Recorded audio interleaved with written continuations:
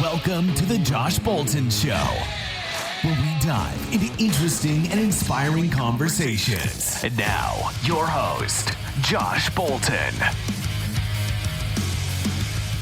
Well, yeah, the drone, I want to get one, but at times I'm like, oh, I'll get like the $500 DJI one. And then I look up reviews. They're like, you'll get about 5 flights in. If you crash it, there goes your $500. And I'm like, I probably should do more research then. That can be a little discouraging, that's for sure. He actually races them and he builds them himself.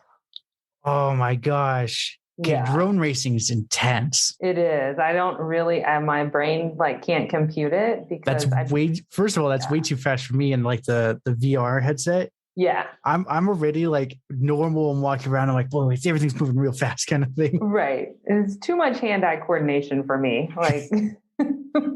But I've watched a few drone races on like replays on YouTube. Mm-hmm. Oh, it's like total gladiator stuff. I'm like, okay, I like that pink one. I'm rooting for pink. Yeah. I don't know who pink is, but it's feisty. Yeah, it's intense. He loves it. Oh man. So how long has he been doing drone racing? Oh, since about 2015, I believe. So oh wow. He is a really early adopter for, yes. I think it was like 13 or 14 when it was like just kind of starting. Yes. So his dad gave him like this humongous model airplane for Christmas. And then while he was like online buying parts for that, then he saw drones. And so he actually built his first drone in about 2013, and then got into the racing after that. And now it's all history. Obviously, does he have a whole 3D printer set up and all that? He doesn't, but only because all of his friends do. So he doesn't really. Oh, okay. So he's like, I modeled it. I just need to print with you kind of thing. Yep, exactly. I was going to say, then he's like the hardcore. He's got the printer, the curating. Pretty much everything but that. But yes. At least he's happy. Oh, that's for sure. So, tell me a little about yourself, what you do for work. Awesome. Well, my name is Brandi, Marek. I am with Ferguson Alliance, so stationed here in Houston, but we have the ability to work all over, really, especially thanks to the virtual world. Mm-hmm. But we are a business advisory firm. I'm an advisor with the firm, and we specifically specialize in family-owned businesses. So any family-owned business that's not really industry specific, although we all, funny enough, have previous work experience in the horticulture industry. So we've all worked within large growing, like wholesale nursery growing facilities. And that was actually my family's business. My father-in-law started a nursery in 1978, and I worked there for almost 15 years. Oh, and wow. We engaged with the firm that I'm with now to help us back in 2012. We reached out. Obviously, clients only come to us typically when they have an obstacle that they're trying to overcome. And so we did. That's kind of the place that we were at as a family. We felt like we had kind of taken the business as far as we could, but knew that the potential was there for it to be more. So we reached out in a way to get a third-party perspective on how to get us more organized, optimized, and through that process, discovered a lot about our business, about ourselves. And through that process, I decided that I wanted to have the opportunity to help other people like me and my family. And so that's what I do now. That's awesome. So that's interesting that you went to the company that helped you back in. That's cool. Yes. And so we worked with Ferguson Alliance they're still working with us. So it's kind of a interesting thing, but since 2012. So 10 years now, 10 years this summer. Yeah. Yeah. That's just, so I would say 2012, like the internet was kind of a thing, but it wasn't like as built out as it is now. How did you guys find the firm? Well, So how did you know to even reach him? luckily enough, the founder, Rob Ferguson, he, like I said, had worked in the nursery industry before. So my father-in-law had come into contact with him, a few different times in the past. I believe he actually tried to hire him back in the 80s. That would have been nice. Right. And so knew that he had started this business advisory firm that was helping family owned businesses. And so he reached out to him and asked if he could meet with us and help us out. So very grateful for that. Looking back on it now, a very pivotal moment in my life that I didn't realize was happening at the time. And naturally, as I see our clients when we first start working with them, and as I was too, I wouldn't say lots of, but little resistance there in the beginning to say like, I don't know. Just like with anything, being challenged, facing change. So I appreciate that I have a nice perspective to really understand how the client's feeling as we start to engage and try to get things sorted out. Yeah, because you were literally in their shoes at one point. So Yes. And because it's family, a lot of times the family members, maybe they didn't all decide to seek out some outside help. So it's getting everybody to understand, that it's not a threat.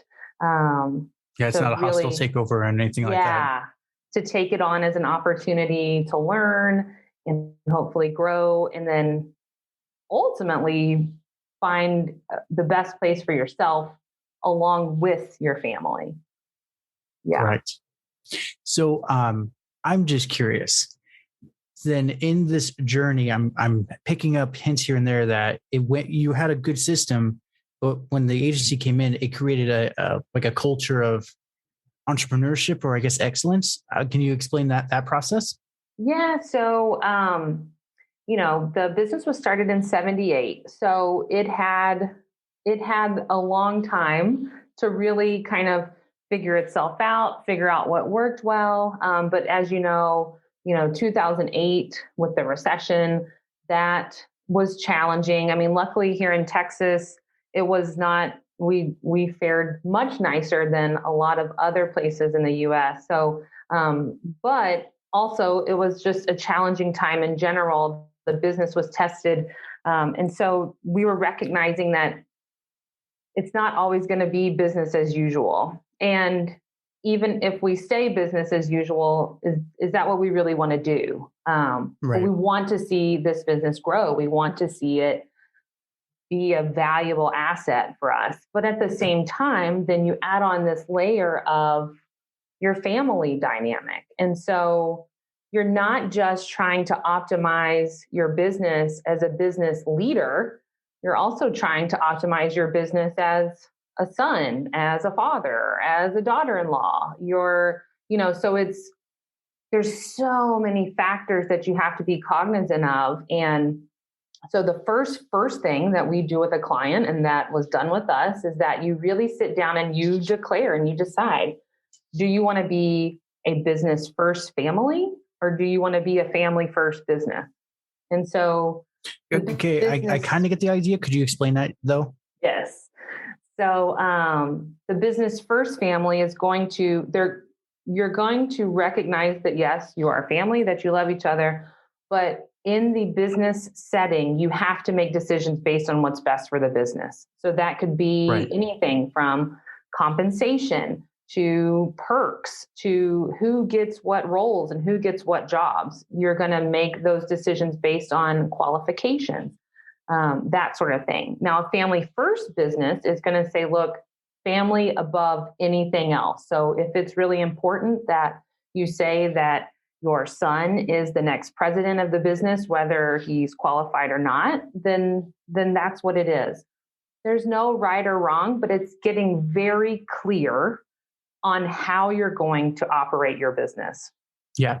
And I remember thinking, well, at first, I was like, we are family, we are family. That was my default. But then I was like, but that doesn't make a whole lot of sense, especially for the employees here. There's far more employees here than there are family members. So on average, there's about 150 employees within the nursery. Whoa. So that means that they are the most important piece. They are the most important asset for that business. And so it needs to be the best that it can be for those people. If they just have 3 people in their family, that's 450 people that are depending on this business being optimized for their well-being. And so we took that very seriously. And we said, look, this is a business first family, and that's how we're going to go moving forward. And so that's what we did. And that really is what lays the groundwork for, I think, to get back to your original question, took it a long way, but I like the detour. That is really what lays the groundwork for that culture. You have to get really, really clear on what you want your culture to be, and then just be consistent in whatever it is, whatever you decide. Yeah, it's tough. It's really, really hard. It's business, but it's personal all at the same time. And it can be tough. And you've got to face a lot of things. Yes. We had a lot of family meetings.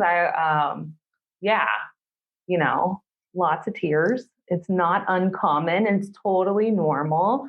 And so I just try to now make family members, make clients comfortable with, number one, just being uncomfortable and moving through those thoughts and helping them understand that there is another side to it, however it may shake out. But I try to, as much as I can, help them process through that, and then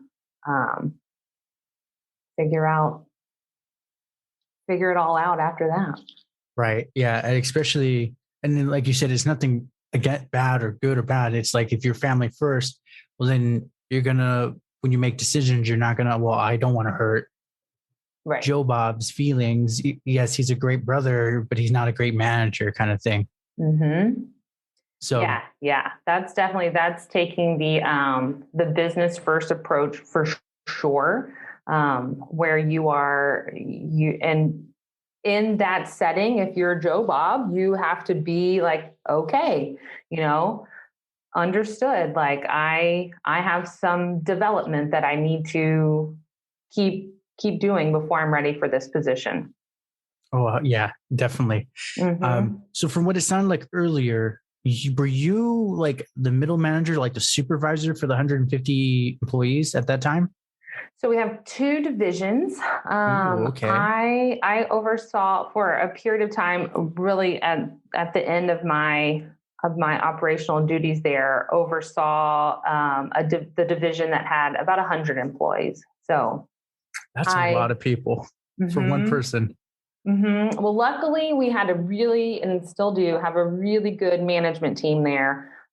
So there were probably about 7 managers that reported to me that did amazing work and working with the rest of the team there as well. So, but really, ultimately, and when it came down to some of those discussions with the family around what's next, what do you want? I said, me personally, not business Brandi, but personal Brandi, said, I'm family first. I want to put my family first. And the best way for me to do that is to transition into a career where I'm more autonomous and not so tied into my family and my career. And so that was that was the decision I made for me. And so I applaud again, there's no right or wrong. clients decide all the time that they continue working in their family business. I wouldn't say that there's like one or the other is greater than the other, or people choose one more than the other. But for me, the right decision was to start something new for myself. And so I've been doing that.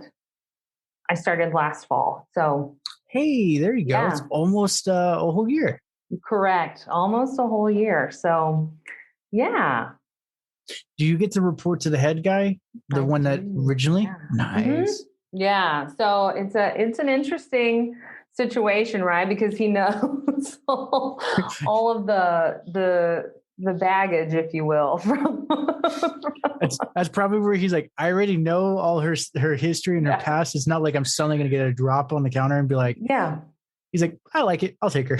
And he still asked me to join his firm. So I'm going to take that as a good thing. That's a very good thing. He definitely saw something in you that was shining through. Yeah. So that's yeah. But yeah, it's been really great. It's been great from a family perspective. It's been so different because I literally started working at the nursery right after I graduated from college. So me and my husband got married that year.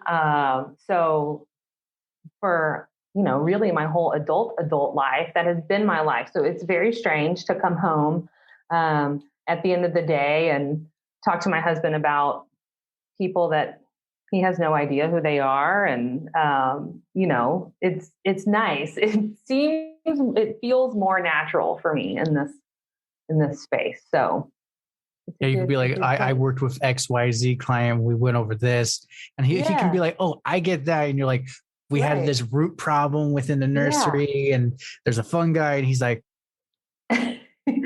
yeah. So like the previous life, it definitely was like, you get home and it's more like, luckily me and my husband did not work in the same office or at the same division. So that would have been interesting. Yeah. So in some ways, we still had a little bit of that, but also it was very much like sometimes dinner could be more of like a strategy session of like, okay, what are we going to do tomorrow kind of thing. And so don't have that any longer. So yeah, it's like, well, we're home. Work's done. Yeah. So that's been working well for us. So, so then I take it he was also like a supervisor manager too, like you? Mm-hmm. Yeah. So then from your experience working as a nursery, how did you delegate? Because if you said you had like 100 people and 7 supervisors, how did you, I guess, groom and pick the right supervisors for the job? So that is probably one of the most challenging things for any supervisor, for any manager, is to delegate and figure out 2 parts, right? 1, are they going to be able to do the task? Mm-hmm. 2, are you going to be able to allow yourself to watch them attempt to do the task? Because chances are they're not going to do it either to your liking or even successfully the first time that they try. So that's often the biggest challenge for a manager to overcome. So 1, it takes a lot of preparation. I love Brene Brown. And like one thing that has stuck with me that I read of hers one time is like making sure that your team is clear on what done looks like. So letting them know, look, this is how I see it when it's finished. And then giving yourself the permission to say, I'm going to be okay with however they decide to arrive at it within reason, right? Given that they don't, exploit resources or time or anything like that. And then see what happens. And don't be too tied to anything, right? Because they may actually develop something better. Mm-hmm. They may discover something that you never even thought of. Actually, they probably are going to, for sure. And so it is kind of taking that ego down a notch and saying, look, we're going to give this a shot. We're going to give this a try. And then as the manager, your job is to coach them through, okay, what did you try? What did you learn? How did that go? What are you going to try next? Letting them feel empowered and successful so that they want to keep trying. They want to keep exploring. And then they're going to translate that experience down to the people on their team. And so when you're constantly creating this learning environment that's built with trust, it can be really powerful and really magical for your team. And a lot of managers don't allow themselves to get to that point. They get too tied to the outcome, because it can be stressful, right? You're constrained by time. Maybe you're being driven to be like more profitable. You're feeling this pressure from either your manager above or maybe your governance board or something like that. You're right. feeling. So it's really, though, accepting that it's going to be a little more time and effort in the beginning. But once your team gets ingrained in that kind of mindset, it's like compounded interest. You're going to be reaping those benefits for a long time. Oh, yeah. Yeah. And it like you were saying, I joke with people. I'm like, I don't envy middle management because like you have the board yelling at you, the CEO, the district manager, then you have the customers, and then you have the employees that are like, my feelings hurt. And you're like, I just got yelled at by this person, but you can't say that. Right. It's so hard. And I think a lot of people have the misconception that being a manager is like it's like a better position to be in than anything else. And a lot of times in that mindset, then yeah, you're going to be very disappointed because you learn really that it shifts to mostly about the people. Oh yeah. It shifts to mostly about the people on your team. And so, if you have a very deep attachment to whatever task you were doing before you became a manager, kiss it goodbye. That's gonna be tough. Yes, we always say, it was just as easy as growing plants, which is very complicated. So when you're wishing for that, but yeah. That's really through trying to get my management team at the time through some of those obstacles and those hurdles. That's when I really realized I really enjoyed that. I really enjoyed the people aspect of it and just the cool feeling that they get and that you get when you see them connect all of the dots. Right. When they are actually learning the why and not just learning to check the boxes. It's cool. I have to say that's like my most favorite thing. And then I thought, well, what can I do where I'm doing that most of the time, where I'm helping people connect those dots and get to wherever it is they want to go. And then they think they want to go. And then where do they want to go after where they thought they wanted to go is not where they wanted to go.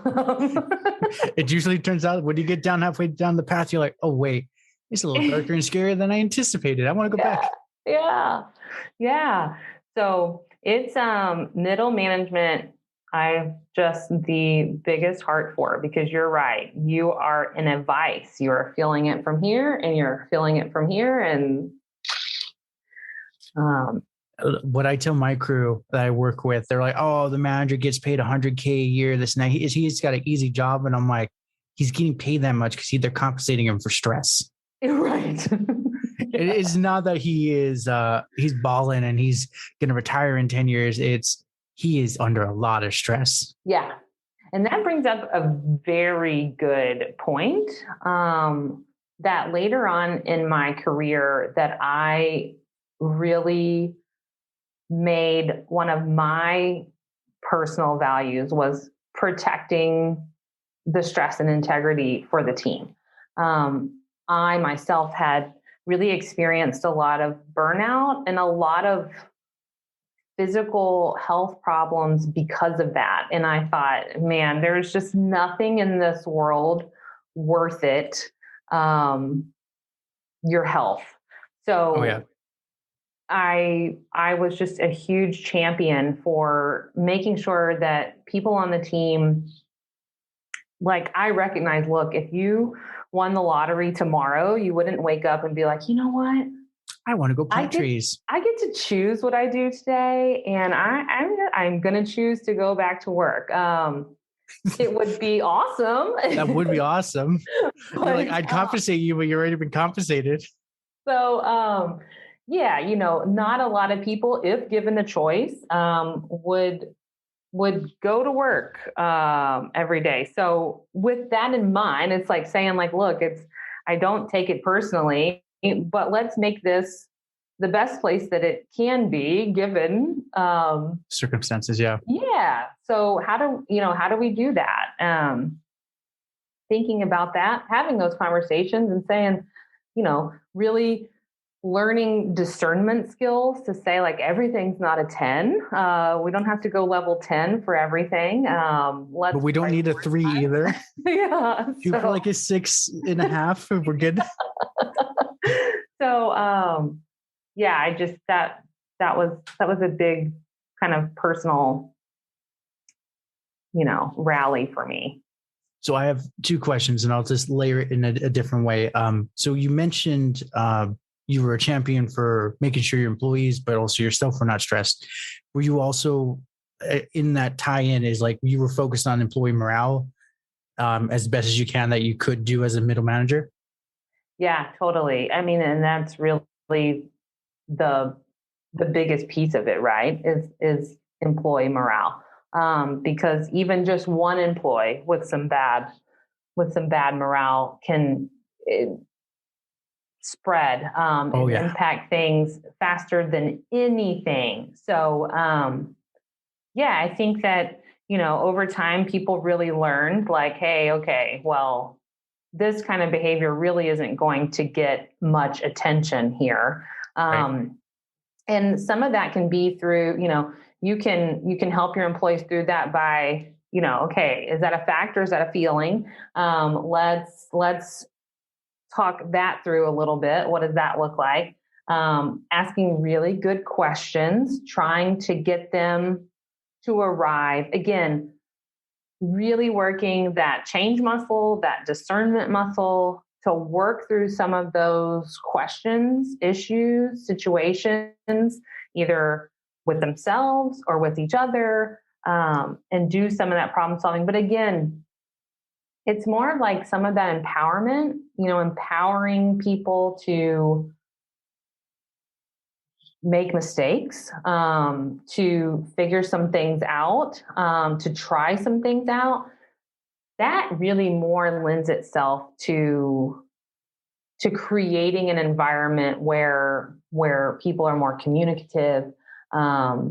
They don't feel so much like things are just pushed down to them. They feel more involved, like they have a say in the conversation.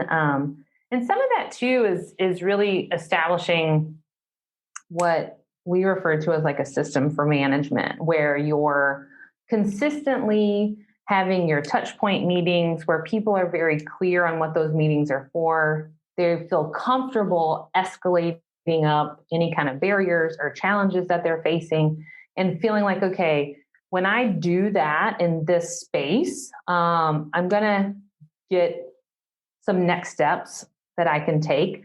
I'm going to get some help. I don't have to solve problems by myself in a vacuum.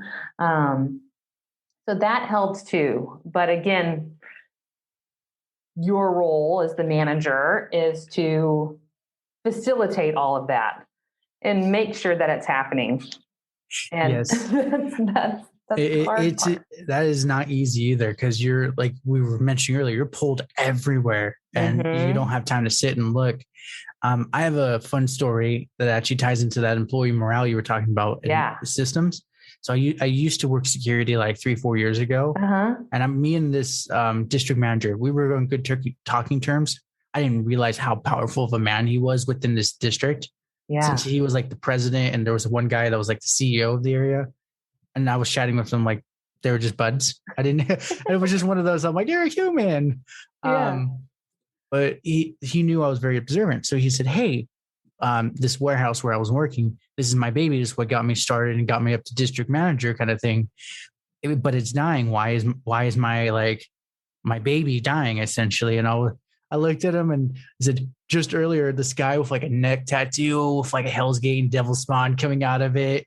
I said, oh, that guy with that tattoo on his neck. He's like, oh yeah, Chuck. I'm like, yeah, Chuck just literally said he wanted to break his leg and go home for 6 months unpaid, then work here for one day. Yeah. And that's where he kind of looked at him like, so the whole concept of morale, the word has way more power than what's actually happening here. Mm-hmm. And I told him like, dude, you've totally forgotten. You're like way up there. You have like white collar problems now. I said, you totally forgot being the manager. You were rooting for your team because you're like, I can finally get that taco guy I've always wanted to buy for my wife's birthday, but I can just use company money and test the person instead.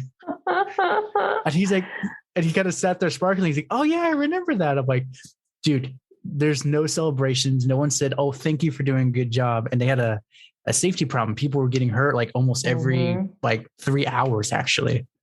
And it was a warehouse. So I told him like, I know you make a lot of money. I don't need to know how much, but I'm like, can you afford to put aside like $500? I know that's not going to make or break you. He's like, oh yeah, that's like 2 steak dinners. I'm like, I don't know where the heck you go for 2 steak dinners for $250 a shot. But I want to try this. I want to try this place. But pretty much, yeah, he put some money. I said basic rules. Like the number one gets 150 and then like 75. I break it down to like the 5th place gets like $25. They still get rewarded. And I said, then it's just going to spark it. They're going to be like, well, shoot, so-and-so got $150. I want that now. And they're going to call out each other. And I said, it's just a game. We humans love games. Yeah. And then and that was that. And then, he did the whole taco guy and everything. And the warehouse went from the laughing stock of the district to everyone going, how the heck are you the highest performing in the district? That's awesome. Well, that's really cool that you could help him and get there. Oh yeah. And it was just one of those, I told him like offhandedly, and he came up to me, check in hand, checkbook. All right, so how much do I owe you? I'm like, $10,000. Yeah. I'm like, it was just like, he's not going to pay me that. He wrote and handed it to me. All right, here you go. I'm like, that was so easy. Wait. I'm looking. What other issues do you have? I'm like, how can I help you out now? But yeah, but that's where he said, no, you were like the third party unbiased person that I needed to tell me you're doing a good job, but you're terrible in this area. And that's where like, I'm hearing that from you. That's long story. Yeah, no, that's really, really great. And that's really, I mean, bravo to him for being open to it, because that is one of the harder challenges. And, you know, obviously like when we start working with someone, that's always one of the questions is like, are you like, how open are you to the process so that we can get a feel for what kind of where they're at in that moment. Because if they're not going to be open to it, then it's not the right time. Right. You have to be willing to say like, yeah, I'm going to, be open to some feedback and be open to exploring what it might look like to do something about that feedback. Right. So, but I will be the first one to tell a client and to tell anyone that like, when I thought about that myself, when we started the process, I was like, well, I'm not very open to it. No, like I'm peeking in the door, but I'm not sure like that I want to walk in yet because, some of it was maturity level. I was still obviously younger at the time in my late 20s. So it was a little nerve wracking. I didn't want to disrupt my flow, at the time. But when people are open to it, or when they allow themselves to be open to it and get comfortable with it, It's really, really amazing. What they, and a lot of times it's what they discover on their own. It's just that facilitation of the right questions, the right insight, right? And I always say, look, it's not that I know more and you know less. I just may know something different. Right. It's my perspective more than anything. Like we learn a ton from clients in our process, probably as much as they learn from us. And so that's just what's really, really cool about it. And what I like is that we're just all constantly learning. Oh yeah. That's the biggest one I've learned is that life is always learning.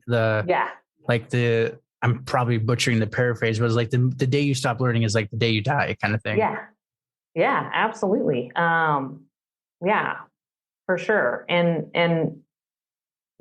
it can be, I feel sorry sometimes for the people that just put that wall up and don't want to be open to it because, but I also know I've been the person that's like, I have too.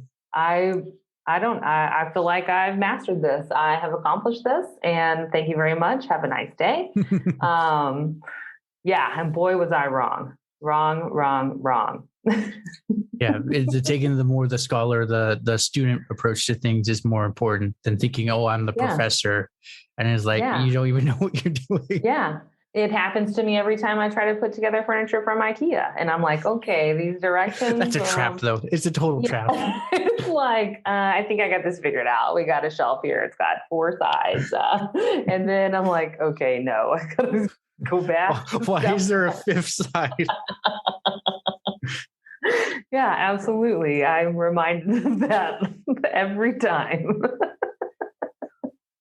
Oh man. Yeah. The IKEA is a whole trip in and of itself. Like the whole place is designed to keep you stuck in there. You're like, ooh, you go in with like $20 and you come out with like 15 different fake plants and a shelf to put it on. Yeah. You're like, I didn't need any of this and I still don't have a desk. And where was that? Floor 2. Oh, I was only on floor 1. Yeah, exactly. Yes. Love it. So my other second question I wanted to tie back to is you mentioned working with people that were burned out, but also burned out yourself. How did you overcome it? But also, I guess, as the employee, but also the manager point of view from that? A lot of different things. Okay. I'll get my water. Number 1, therapy. I realized at one point in therapy that I had been going to therapy for about, 8 years for everybody else but me. I had solved everyone else's problems for them in therapy and not solved anything for myself on how to realize that I can't change anyone. And so when I made that mind shift, it was huge. It was probably really the turning point where then I allowed myself to really start to think about what life is like when I make my own choices for me. I was in a very obligation mindset. I felt like that my path had been determined and that I just had to stay the course. But when I started to give myself permission to say, well, but what if it wasn't? What if it could be different? Then I started to realize, well, it totally could. Why? Yeah. Why have I been telling myself that it can't? This is crazy. So that really started this whole thing. And I really remember the day I realized I was waking up and I was getting dressed and I was like, literally the only person that knows that I get to work early, that I stay late, that I am constantly working in my head is me. no one else puts that expectation on me. No one else thinks less of me if I'm late or if I leave early. Literally, I am programming myself to do these things. And I said, you know what? Every day I wake up and I get to choose. And I'm choosing to put myself in this extremely stressful situation. And it does not have to be this way. And it sounds like it happened overnight. It certainly didn't. It was many steps leading up to it. Yes. So this is the very condensed version, but that is essentially what happened. I gave myself permission to wonder what else life could be like. And, for so long I lived in this fear mindset of like, if I change careers, I'm going to let everybody down. I'm going to let my family down. I'm going to let down all of the people on my team. I'm going to let down all of our employees. They're looking up to me. I was just telling myself a bunch of things that weren't true. And then I realized that the only person that I was letting down was me. And I read this article, and it was, I don't have kids, but I have 2 nieces. So close enough. Yeah, I'm sorry, actually, no, I have 3 nieces.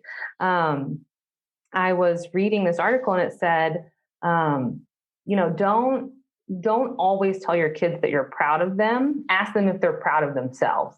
And I thought, oh my gosh, like that's really powerful. Like that can really bust up that mindset of like always doing things so that someone else tells you that they're proud of you. And I thought, well, like, am I proud of me? And I thought, going, sure, there's so many things that I'm proud of for myself, but at the same time, I'm not proud that I've been too fearful to live my life for me. Right. And so I started to do that. I started to think about that. I started to just challenge myself. Obviously, COVID helped in a weird way because I was then stuck in one place. At the end of Netflix, I feel like I watched all of Netflix, and then I was just everyone did with my own thoughts. And I was like, okay, well, I've been just avoiding you for about 10 years. So what's up? And then I was really forced to think about that. And so that helped in a weird way to get to the space to say, yeah, I'm going to figure this out. Life really is short. Oh yeah. And yeah. Yeah, when you're like 18, you're like, I have plenty of time, and you're just wasting it away. I have a coworker. He's 18, and I'm joking with him because he just will sit and veg and play video games for like 6 hours. I'm like, hey, that's great for you. If it's fun, awesome. Then it's not wasted time. But I said, I'm 29, and it's just hitting me. Days are flying by. Yes. I said, when you're young, you don't have the experience to know what that experience is. But I said, dude, each year, I said, imagine it increases by like 0.5%. Right. And then suddenly at 30 is like the day goes by 30% faster. And you're like, oh no. Yeah. I felt like my 30th birthday was just the other day. And then like this year I'm going to turn 38. And I'm like, oh. You're like, what happened? I know. And it's, somebody asked me not too long ago, like, what would just coming out of college, Brandi, like think about all of this? And I was like, at that time I'd have been like, of course, like, yeah, badass, like keep going for it. Like, whatever. Yeah. We're doing all the things. I was like, it's more like what 10 years ago Brandi would say. And 10 years ago, Brandi would be like, oh no, like, do you really want to do that? Like, that seems scary. That seems risky. Like, what are you doing? That's not on the plan. Like, so I was like, it's a weird thing to think about. So I have a question. This is more hypothetical than anything else. Sure. Do you think it's more we're conditioned by like society or schooling to have that mindset? Absolutely. Okay. At least for me, I have always said like that I am a box checker, right? Like graduate from high school, check. Like graduate from college, check. Get married, check. Have kids. Well, that didn't work. So, work with kids. But I think back to those times and again, I never even gave myself permission to think like, what are my other options here? Like literally, like I don't recall in high school thinking about do I go to college? Do I not go to college? Do I go to college like right after high school? Do I wait? Like that was insane. Right. Like, no, you're going to college. Like you're doing this. That's just the next step. So yeah, absolutely. And I think going a step further from that career wise, I think that we're also conditioned to, believe that like you pick a career, you pick a track, you pick a company, like you do the right thing, you work for them, you be loyal, you do these things. And like, I think, especially like people in our generation are starting to think like, but like, why?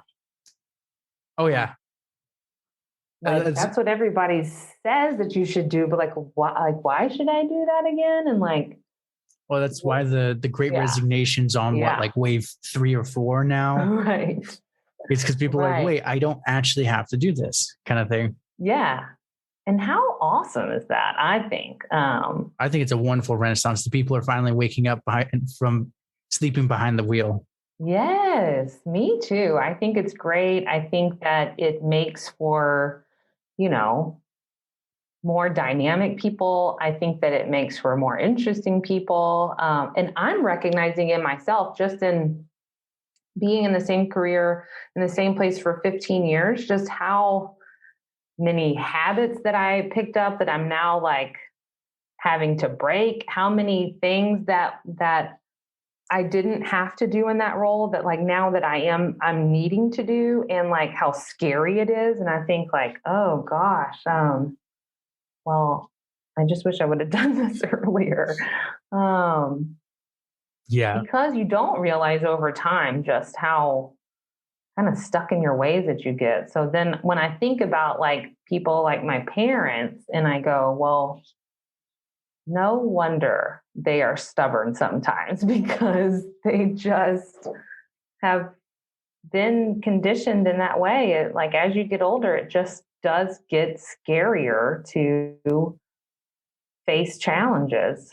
It really does. Like recently, my mom went through burnout at her old job, and it was costing her health. And I told her, I said, no job is ever worth your health. Like, and then she said, well, we won't be able to pay for the rent. We won't be able to do this. I said, looked at her, I'm like, I can go pick up a side gig for like the next 2 months. Yeah, I'll be burning a candle at both ends, but it's short time to get us through this. I'm like, you're burning it permanently for the last 15 years. Yeah. I said, that's not worth it. And I'm like, I joked with her because she's like, oh, I'm going to live to 120. I'm like, you keep this up, you're barely going to hit 80. Yeah. And that's a great point that you bring up, that like, you'll figure it out. But if you just keep going and hoping that things will change, they're probably not going to, and you're hurting yourself way more in the process of trying or waiting that out. It's very scary, and it's totally not worth it. And not even if you own the business and you're in that place, like it's still not worth it, because kind of you want to get to a place when you own a business that you work on it, not in it. Yeah. But if you're just completely running yourself into the ground, then you can't be there for your team. You can't be there for yourself. You can't be there for your family. It's not cool. It's not. And you're a hot mess, and everyone can see it, but they're like, we're not going to say it.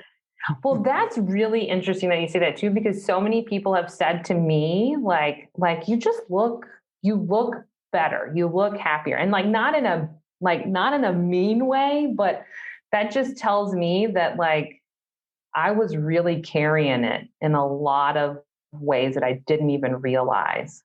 Oh yeah. Well, like for me, I'm good at picking up in tone inflections on people and see, I can pick up a lot where they're at just by how they talk. Yeah. And that's where I told my mom, I'm like, your voice, it's broken. She's like, well, I'm talking to Sam. I'm like, no, your voice has a very heavy hit. Yeah. Like even while you're talking and saying words is like the kind of thing. I'm like, that's not how you normally talk.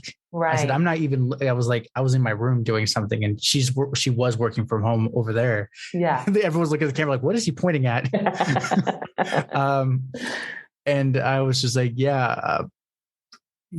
I'm not even looking at you and I can tell like there's a heavy burden on your shoulder kind of thing. Yeah. And that's, man, isn't it hard being the intuitive person too? It sucks at times. And then everyone's like, how'd you do that? I'm like, I'm really good. You're like, I just know, but sometimes I just don't want to know. It's really annoying because sometimes I can look at someone and be like, they're having a really shitty day. Yes. Probably forgot their coffee. Not going to say anything. Yes, absolutely. Well, it sounds like you really have given some good advice to your mom. Yeah. And she's loving it. She's free now, happy. Oh, and, incredible. Oh, yeah. So me and her, we do workouts in the morning. I currently work night shift and I'm working to get out. Yeah. And pretty much she when she was working for the place, she was all burned out and sluggish and just like kind of thing. And now she's joking like, I'm gonna punch you. And I'm like, oh, you competitive lady. That's great. Oh, I love that. Well, and I love your podcast too. I mean, I'm impressed with thank you. All of the content that you've created and how awesome that you just get to hear all of these great nuggets of wisdom from very cool people. Awesome people like you. Yeah, that's the one thing I joke with a few of my friends. I said, yeah, I get to talk to these awesome people that in any other circumstance, I probably would never be able to talk to them. And then I learn a lot. They get free marketing. I get content. Awesome. It's a win-win-win everywhere. Yeah, I love it. I've listened to quite a few of your episodes and I really, really enjoy it. It's on my regular list now. Oh, thank you so much. Yeah. I just want to double check. Do you need a hard stop at 11 for me? Yeah, or very close to. Okay. Yeah. Then I'll just wrap it on up. I have like 3 going out questions. Okay, let's do it. So other than work, what have you been doing to keep yourself busy during COVID lockdown times? Oh, yes. This is like at times has been a dreaded question for me because for so long I was a workaholic. It was like sleep, laundry. That's like the only thing. I remember laundry. But I'm working to change those things. I really I enjoy reading, both for just professional development, but also just for fun. Like I said, I've got some nieces. We do a lot together. We hang out. I don't live in the climate for hiking and biking, but I love it. So, when it's not 100 million degrees. It's hot out in Texas. It's so hot. This is not the place for natural deodorant. It is so hot. That's a good one. I'm going to have to take that. But I do like to be outside. So family, friends, fun. I'm usually always coordinating some sort of hangout or activity. And then, and my husband races drones. So that's a huge part of our life. That's always happening, usually every weekend. He straps in all his gear in the little car and he's just driving away. Or is he a big SUV? Yeah. He has a little SUV, but he's got a backpack and everything has a place and a slot and this and that. Don't mind the price tag. Yeah. Luckily, he's got a friend with some land. And so they have a pretty permanent little racetrack for their weekend fun. But then there we go.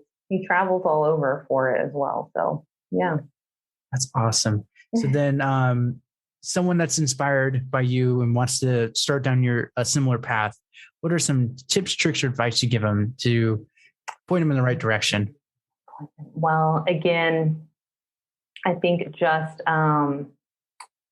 being open, it's a fine line, right? You got to be open to feedback and some constructive criticism from people, but you also need to be mindful of who you're getting that from. So if you're not admiring them, probably leave the information right where it's at.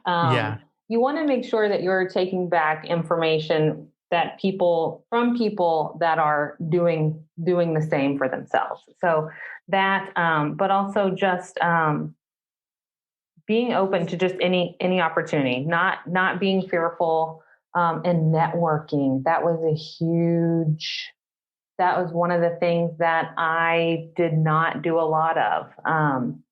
And so have learned that, wow, it's like really important. The more people that you can know what they do, the more successful that you will be, because you have built up this little resource library of all kinds of knowledge and things. So yeah, probably networking more than anything, because you have no idea where that can lead. That can either help you in your current endeavors, or it can help you down the road when you're trying to figure out different things. So that was a big, big lesson for me, and just always learning. Yeah. Well, that's a huge one for me too. It was kind of hard to network during 2020 and 2021. Yes, absolutely. Like very tough. Seriously. So what are, with all this, people are interested, where can they contact you or the company you work with? Yeah, for sure. Our website is usually the best place to coordinate. And that is Ferguson-alliance.com. And that's FERGUSON-alliance.com. And from there, you can schedule, calls with me. My email is also just Brandi, Brandi, at Ferguson-alliance.com. So anybody, feel free to shoot me an email. I love connecting with people. If you email me, you're talking to me.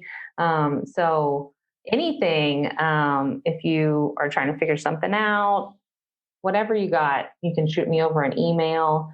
But yeah, website, email.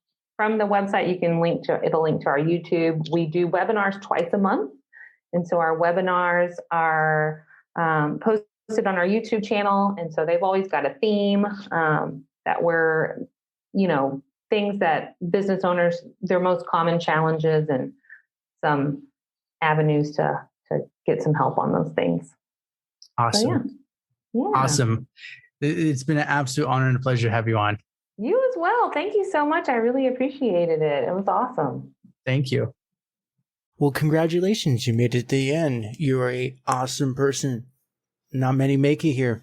So, being the awesome person that you are, can you do me one more awesome favor? Can you rate and review this on whatever podcast services you're using?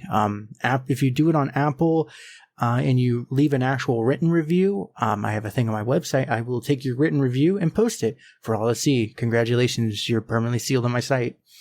Otherwise, I am trying to do YouTube more and live streaming. I will try to put as many of the YouTube links in the description of the show as I can. So give your boy some extra help over on YouTube. Watch my videos. I just mute it and change the channel, change the window or something. But yeah, that's it. Thank you for being awesome, and see you next time.